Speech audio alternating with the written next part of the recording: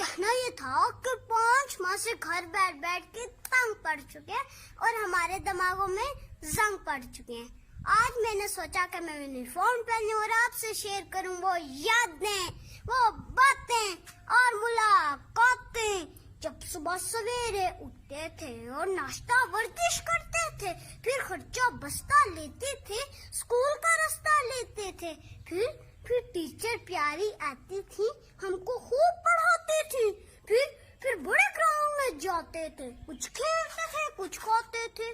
वो सब कुछ याद आता है और दिल को बड़ा दुखाता है। और अब घर में बंद है रात दिन, टीवी में भी कोरोना जिन।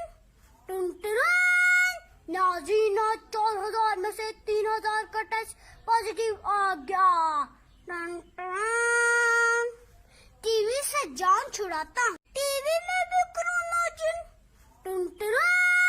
नाजीना 4000 में से 3000 का टेस्ट पॉजिटिव आ गया।